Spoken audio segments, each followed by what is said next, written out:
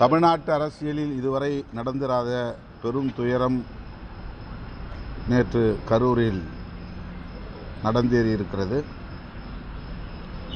ஒவ்வொரு அரசியல் கட்சி தலைவர்களும்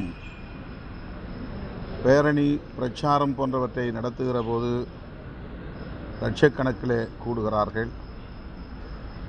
ஆனால் இதுவரை இதுபோல கூட்ட நெரிசலில் 39 பேர் உயிரிழக்கும் ஒரு அவலம் நடந்ததில்லை. எனவே இது தமிழ்நாட்டை மட்டுமல்ல, இந்திய அளவில் பெரும் அதிர்ச்சியை ஏற்படுத்தியிருக்கிறது. தாங்க ஒண்ணா துயரமாக இது மாறியிருக்கிறது.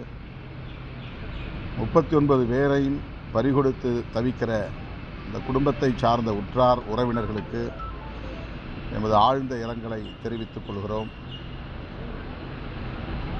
அவர்கள் குடும்பத்தினருக்கு தமிழ்நாடு அரசு 10 லட்சம் ரூபாய் இழப்பீடு வழங்குவதாக அறிவித்திருக்கிறது.